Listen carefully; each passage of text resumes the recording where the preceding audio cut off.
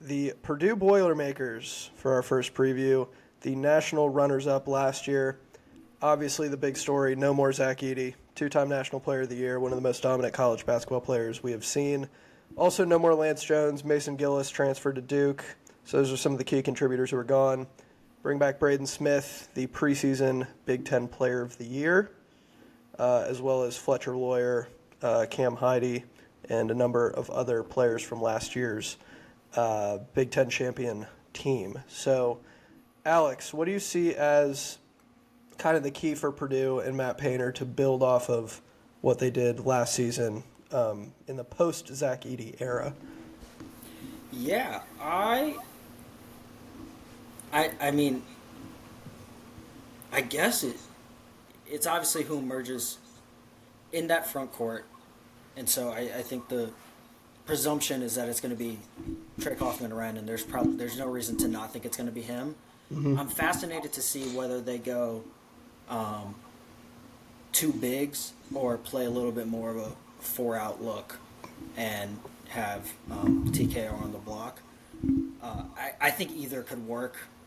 It's just kind of picking your poison a little bit for Painter, and he's a wizard with the X's and O's, and he will, I'm sure, figure that out. I know we've talked about it before, but at this point you just have to give him the benefit of the doubt. I pulled up the stat, and I wanted to ask you. He's entering. This is Paint's 20th season in West Lafayette. How many times has he finished below 500 in his tenure? 500 overall or 500 in conference play? 500 in conference play. Okay. Below 500. Yep. I'm going to say he's above 500. Is it at or above 500? Or below 500 is easier because that's Okay. the number I have in my head. Below 500, we'll go like 5 times. 4. Okay. And only once in the last 10 seasons. So and I don't think anyone's looking at this roster and thinking that this team is going to be hovering around 10-10. Yeah. But just to say his sustained dominance in this conference, to me they're the clear number one. I know there are going to be arguments for other teams that we're going to talk about. Mm-hmm.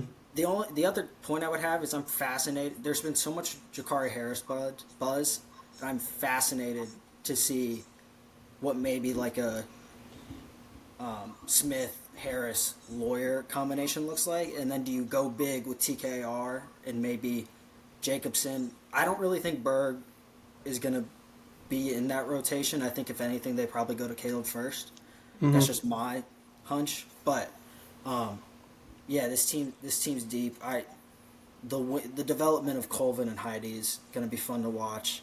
But yeah, I'm really excited to see Harris because he has the body, he has the shooting, he should be able to step right in and be able to compete in the Big Ten. And it's not like you're asking him to be some 12 points per game scorer and tack on 4 assists too as like your lead guard. Like he can probably fill in that Lance Jones role a little bit if they need. So yeah, a lot to like about this roster. Yeah, I agree. I think this will be one of the better teams in the Big Ten for sure.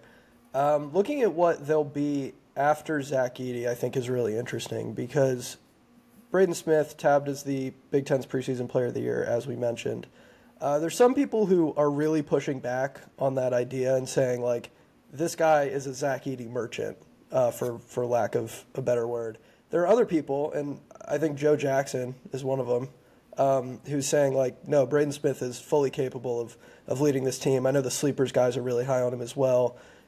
And to Braden Smith's credit, he is a fantastic guard who the growth that he showed from his freshman year to his sophomore year was incredible. And I think he is just a true floor general, a guy who can really score the ball, and he just has that dog in him. So Joe Jackson, who I mentioned, he posted the stat that I wanted to talk about because I'm very interested by this. Braden Smith's per 40-minute stats last year. With Edey on the floor, 13.9 points, 9.3 assists, 6.8 boards, 43% from 3, 45% from 2. With Edey off the floor, 163 minutes, 15.7 points, 5.6 assists, 6.9 rebounds, 43.8 from 3, and 41.7 from 2. Just going to show he is still very effective with Zach Edey off the floor. However, here's what I've been thinking about in regards to the Braden Smith non-Zach Edey minutes, right? And it's only 163 minutes total, so maybe there is the question of sort of a small sample size there. But I'm calling this change-up theory. I've been watching a lot of playoff baseball lately, and it's great with the college basketball offseason. I just watch a lot of baseball, and I love it. So having Zach Edey, just a physically dominant, generational big man, is the equivalent to me of having a 105-mile-an-hour fastball. Teams are game planning for the 105-mile-an-hour fastball.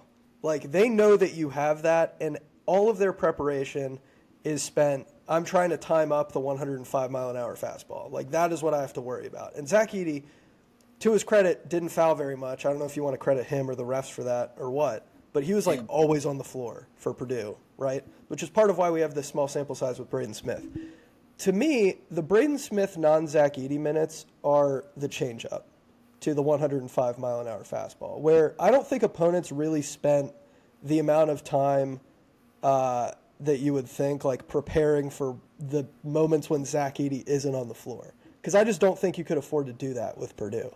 So that's where I would push back a little bit, because when you have a guy like Zach Edey, he's catching the double in the post every single time. And that opens guys up on the perimeter somewhere, right? And Purdue is a fantastic three-point shooting team last year, in part because they had good shooters, but also because somebody was pretty much always open. Braden Smith's a guy who can find guys on the perimeter. Zach Edey improved as a passer out of the post, and he's a guy who can find guys on the perimeter as well. And so it really worked to Purdue's benefit. Plus, in the pick-and-roll game, you have Zach Edey just setting earth-shattering screens, where Braden Smith is certainly the benefactor of that. So I think that loss of such a gravitational force, I'm not just going to sit here and say that it doesn't make a big difference because Braden Smith was good when Zach Edey wasn't on the floor last time. Because I really don't think that's what opponents cared about at all. I really don't think they were prepping for that. Yeah, I agree. I guess I'd be interested, or I think I'd be hard pressed to find people who are evaluating this Purdue team and aren't taking into effect Edey's gravity on both ends of the floor. I guess where I'm at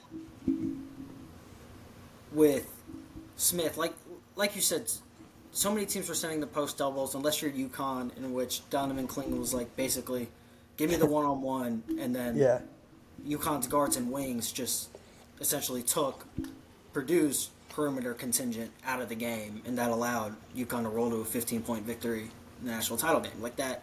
So I hear what you're saying. I just think Smith is the best table-setting guard in the country and I trust Painter and Thompson's X's and O's to kind of get it done even with Edey not there, because I don't think it's going to be for a lack of weapons. Unproven weapons, sure, but I think just returning Smith and Lawyer, you get TKR, everyone that watches basketball that I consider to be incredible at evaluating this game is basically TKR is the breakout guy. So I think there's something to be said just about, even when you lose the two-time runaway national player of the year, top, 5-10 player in the sports history, I don't know. I hear what you're saying, and I think I just talked in circles for a bit. Well, for a lesser coach, I would be really worried about the team. But Matt Painter, the guy's a savant, and I've listened to former Big Ten players on podcasts who are he has plans A, B, C, D, E. He's so difficult to try and prepare for as a coach. Braden Smith, so I don't want to say that he's not deserving of Big Ten preseason player of the year, and I think he very well could come away with the award at the end of the season because that's how good of a player he is. But there is still something to be said for the fact that Zach Edey was the first guy, the second guy, and the third guy on every team's scouting report last year. And so there's going to be a lot more attention focused on Braden Smith. They're going to need guys like TKR and Fletcher Loyer to step into bigger roles, because when you can just default to let's dump it off to Zach Edey, that makes everybody's job so much easier. And so I think a lot more is going to be asked of some of these guys this season than it was last year. And then you get into guys like Cam Heide or Miles Colvin, where if one of them, kind of breaks out and is a real factor for this team, then yeah, I think Purdue will be just fine. I just wonder. I think there's absolutely enough here to say, like, yeah, Purdue's in the top tier of the Big Ten once again this season. But I do wonder from a national perspective what Purdue's ceiling really is without Zach Edey, And maybe that remains to be seen. But I'm a little skeptical that they will prove to be one of the nation's elite teams. But I think within the Big Ten, absolutely, they'll be fine.